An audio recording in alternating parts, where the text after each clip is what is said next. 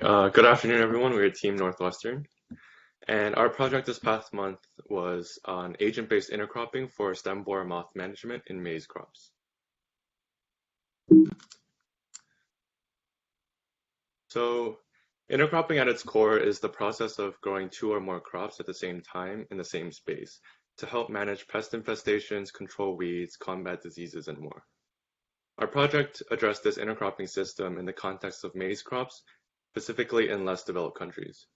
In these smaller scale agricultural systems, intercropping provides an alternative to monocropping by utilizing a system that doesn't require the use of pesticides, which are often quite expensive and can be harmful on a larger scale.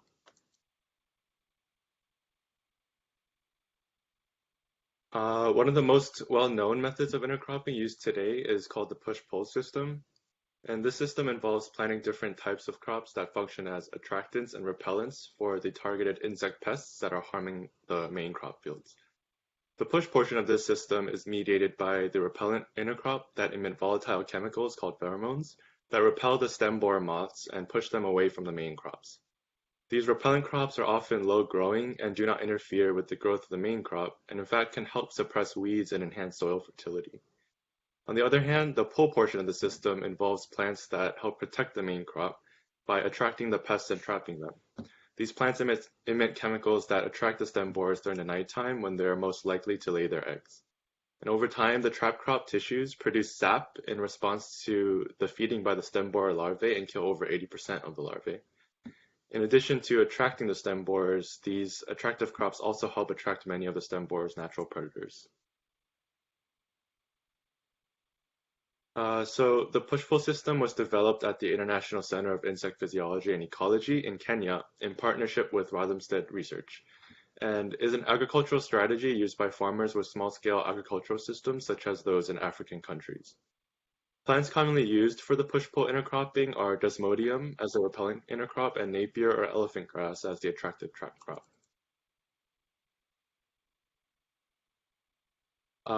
In the stem borer life cycle, the moths lay eggs during the fall on grasses and weeds, and these eggs hatch very early in the spring, and the larvae begin boring into the crop stems. In the research that we conducted, we found that the mortality rate of the stem borer eggs is between 90 and 95%, and we wanted to take this statistic into consideration when deciding if there was a way to implement a predator of the stem borer moths into our model. But we decided to adjust our probabilities for death rates of the various stages of our moths rather than implement a separate predator system into our model. Ultimately, we found that the low survival rate of the stem borer eggs was not only due to potential predators, but also natural environmental causes such as rainfall or strong wind, which would end up causing the disappearance of the eggs and larvae.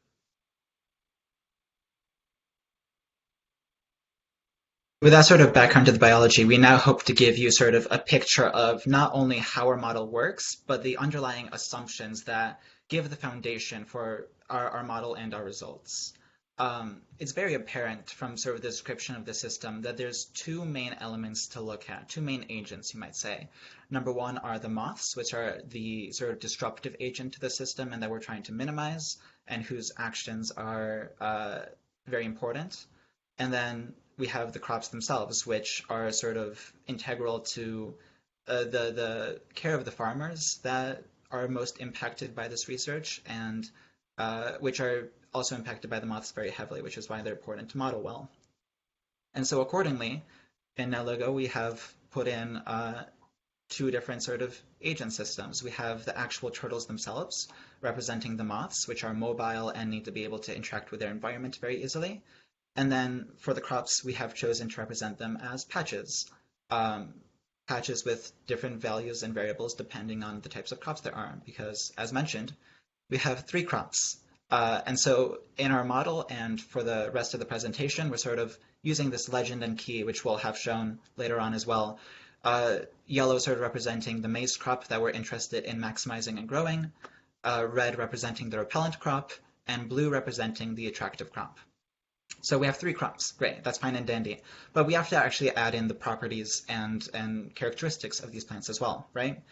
So our main method of doing that, sort of for considering plant-plant and insect-plant interactions, was the consideration of pheromones.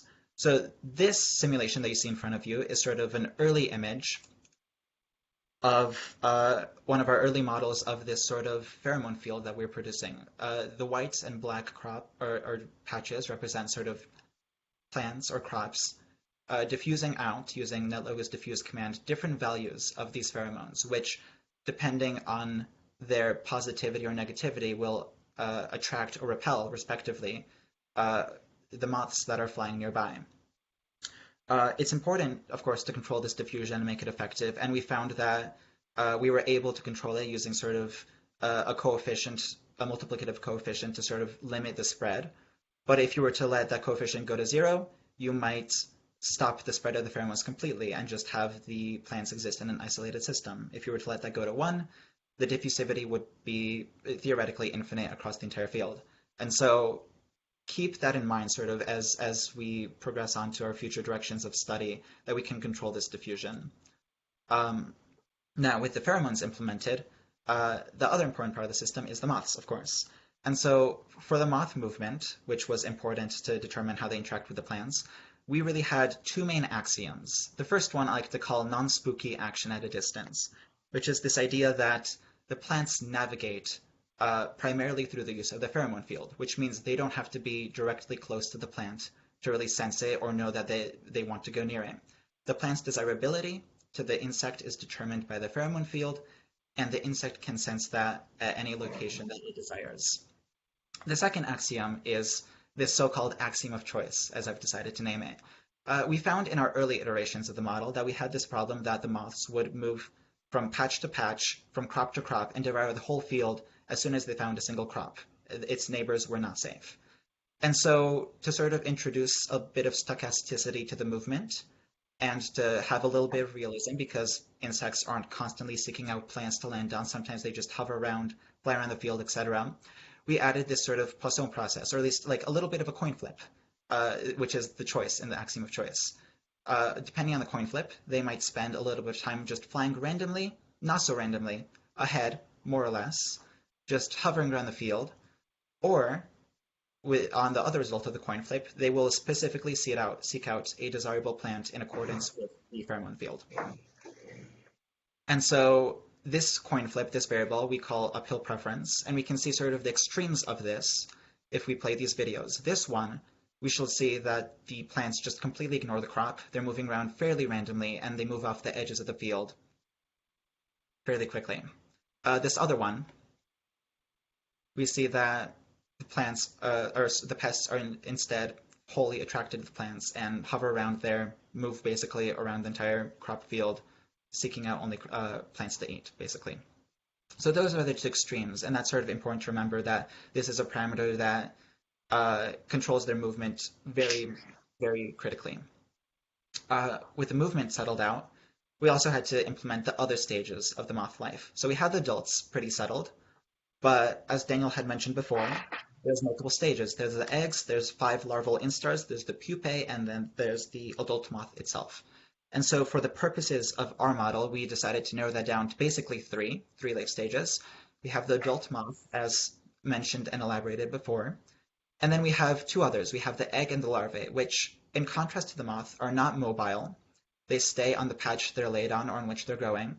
The eggs sort of represent, obviously, the eggs which are laid by the moths, and they grow into larvae. And larvae is the main stage where the pests are actually doing damage to the crops by boring into the stems and into the critical matter of the plant.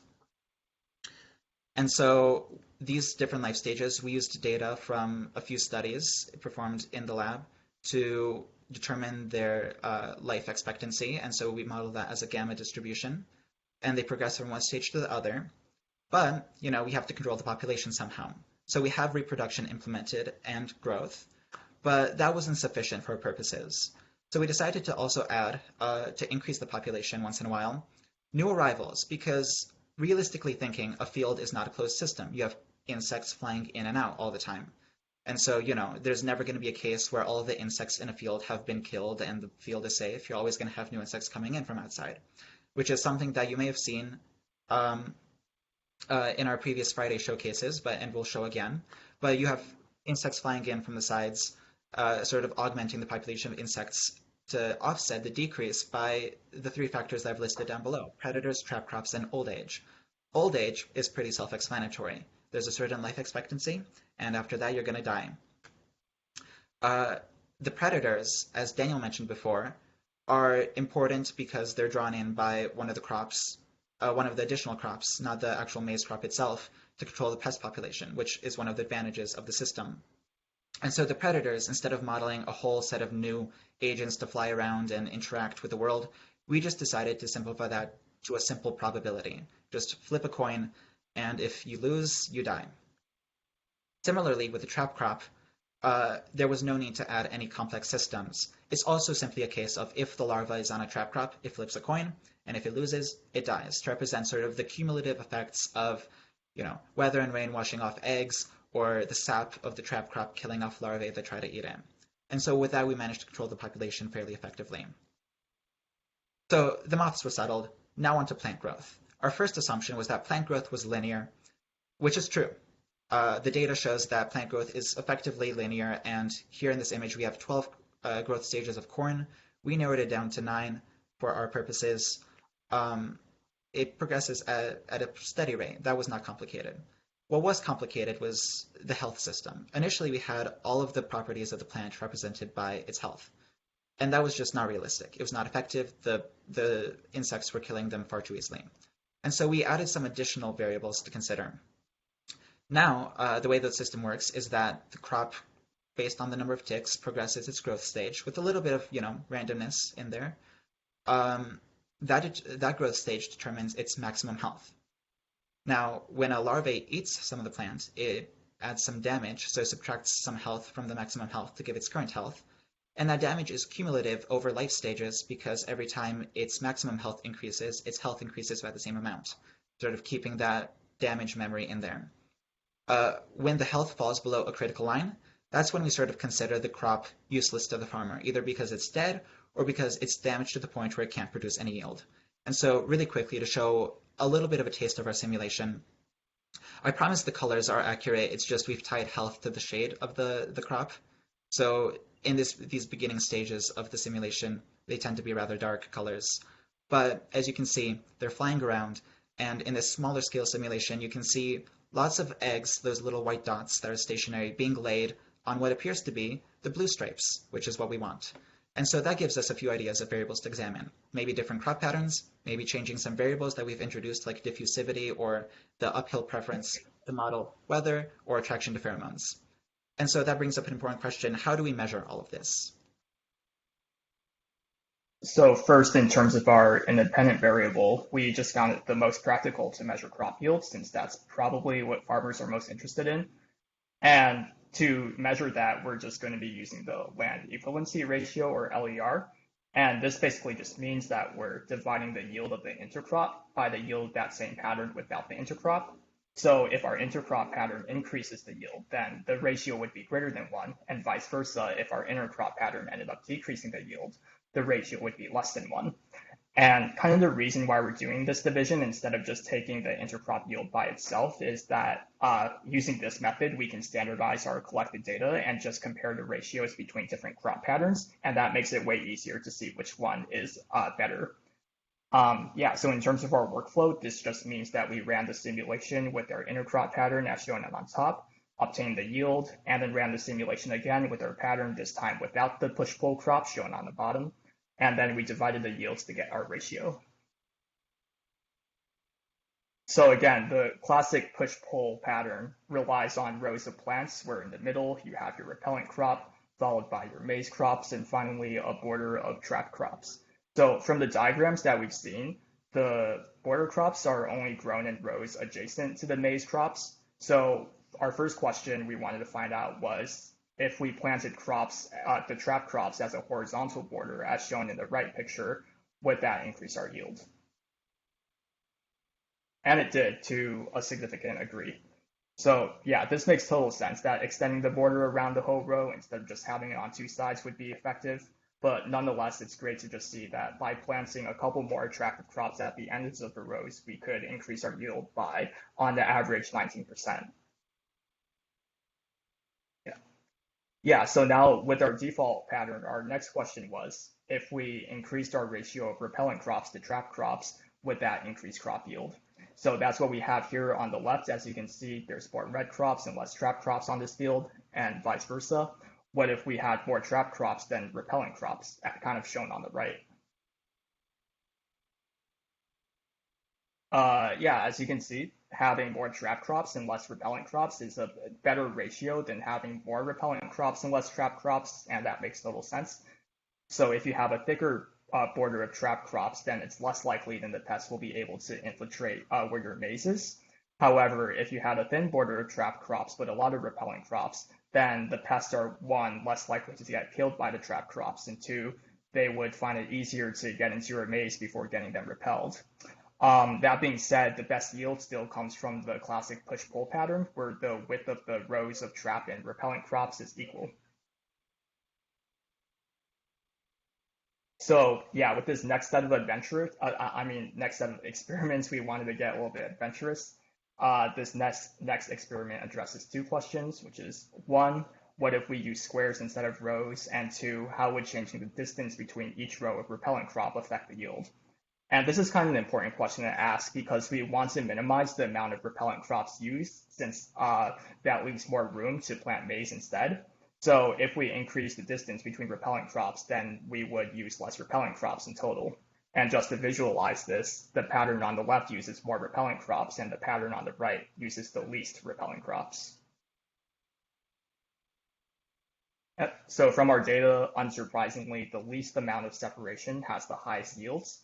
And if you increase that distance between each row of repellent, the yield decreases. What's kind of more interesting is that the squares are actually a super ineffective intercropping strategy. So if you have two or more rows of separation between the repellent crops, then the land equivalency ratio becomes less than 1. So this indicates that you'd actually be better off not planting any intercrops at all and just plant monocrops if you were planning to go for a square pattern. So again, once we thought about it, that made a lot of sense because imagine if you're an insect who meandered its way into kind of the first border, it would be kind of difficult to get out because you're surrounded by repellent crops. Now, this would be kind of difficult for an insect to do in our simulation, but if they manage to get into the middle of this square here and then laid eggs, then all of the progeny would be encouraged to stay here and munch on their crops instead of like moving away. Yep. So after that, we tested a couple more patterns. Specifically, we also tried circles, a giant circle, a giant square, and of course, Michael's space to see which pattern produces the most yield. Yep, and with our data, we can see that the best pattern was the classic push-pull pattern with the trap crop border on 4 sides. What's interesting is that intercropping patterns with 4 circles are actually more effective than if you had 4 squares.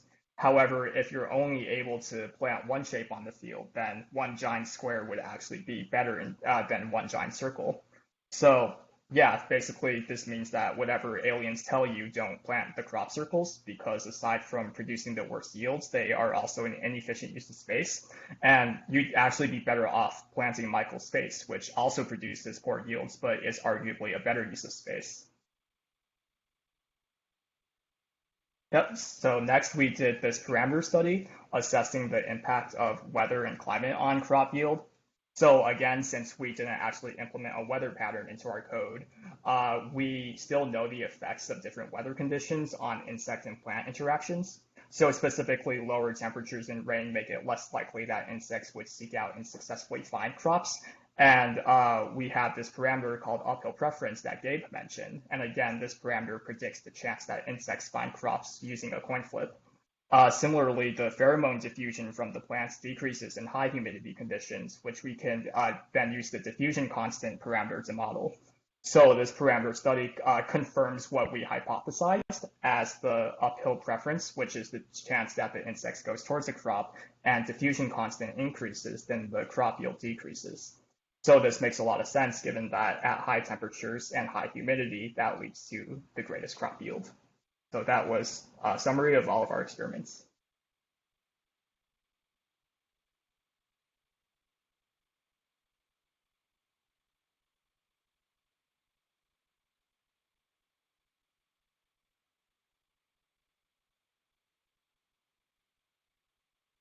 So for limitations and future directions of our project, we concluded that there wasn't enough research on various factors that could significantly impact the overall results, such as pheromones, reproduction, and diverse geographic data. Despite these limitations, we can still make powerful predictions about the general trends, but we just cannot guarantee quantitative accuracy with the model we created in the time that we had.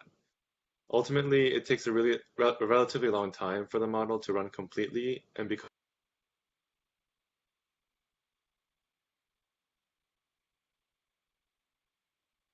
it's important consideration the impact of the spawn rate and death rate, along with the uphill preference and diffusion constants, which in real-world scenarios would correspond to things like pesticides, temperature change, and weather.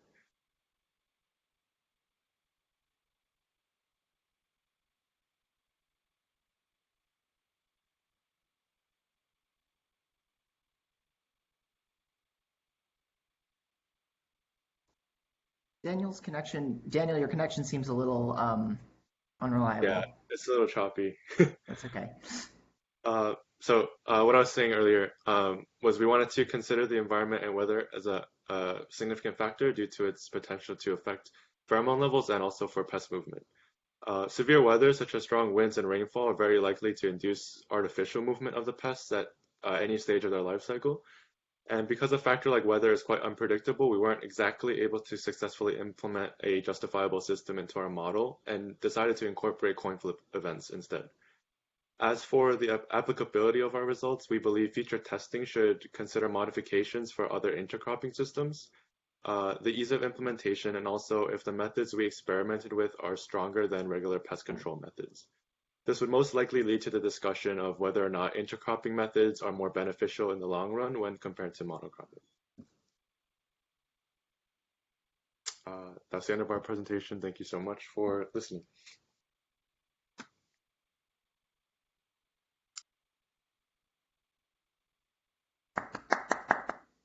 You folks, any questions for these folks? I don't know if you might want to keep the slides up if anyone has any questions about the science.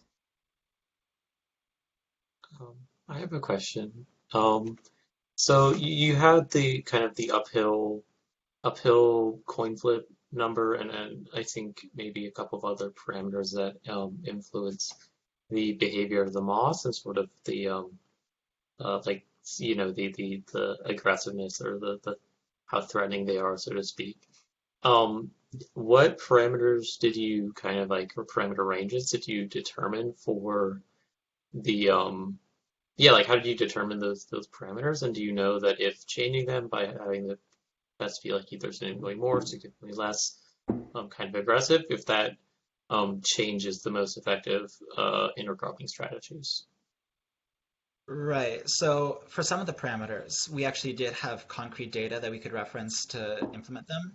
So for instance, we had data on approximately how many insects die from the bait crops, around 80%, and about how many eggs we expect to die just from chance effects before they happen to move into the next larval stage. So things like that we could implement. Other things we did have to guess. So for instance, the uphill probability variable, that was just to basically make our model work. It was like a best guess. And so like we know that the extremes are bad, and we know that the middle is probably more realistic, but we don't have very good data on that. Now with like some things we can say, we actually did run behavior space studies on some of this, and we just didn't show it because it wasn't interesting. But like basically, if you linearly increase uphill probability or whatever, the moths are linearly more effective at eating the crops, sort of. So that shows pretty much a direct correlation there. If we like increase the spawn rate of the moths, that's a linear increase in how much damage is done to the crops. So those things like we kind of guessed, and like we may have not shown that data because it was kind of just a little bit boring from our perspective, but it was there in the background, kind of. Hopefully that answered your question. Yeah, that's very interesting. I have a question. I was just wondering how we all were actually able to test like Michael's face as a crop field. Like what was that process? Yeah, so first we had to be able to implement bitmaps into the world, and then I just converted Michael's face into a bitmap and used pixel editor to pixelate his face so that it would show up correctly in the net logo. Then actually running it, I had no idea if this would actually work, but it was more of the background that the program decided to recognize as crops. I think it's like a range of yellows instead of like just one type of yellow that works. And then kind of his cheekbones there are served as the repellent crops, even though they're pink. So it makes sense that his land equivalency ratio is less than 1, because if you think about it, the repellent crops would actually repel the insects towards the crops that we want to save. So, but yeah, it's still better than the crop circles. I would like to briefly comment that I don't think my face would be a very efficient. I imagine it would take a lot of meticulous work for the farmer to recreate that. I just imagine that the vertical rows are for practical purposes as well from the farmer's perspective. And that's something like we were going to consider and we just didn't have like the data and or time to do, like how the cost benefit of planting all of these, of like buying the crops and the time invested to do these different patterns. Yeah. Either way, clearly I have to give y'all some major props for style points. Both from the axiom of choice and spooky action and a distance call out. Y'all are on top of it. Also, I just want to briefly comment. So both of the groups thus far have sort of mentioned a paucity of data, and obviously, especially with things on this sort of ecological, well, this is industrial, but on this scale, there is a paucity of data that might be relevant to some of these things. But both of the groups, I think, have done a fantastic job of addressing that paucity of data with very clever modeling choices. Like your sort of pheromone diffusions, you had like one scalar field, right? There was sort of like a potential field for sort of peaks and valleys, that there's just effectively a potential field that these agents were navigating around by like sensing some local gradient, right?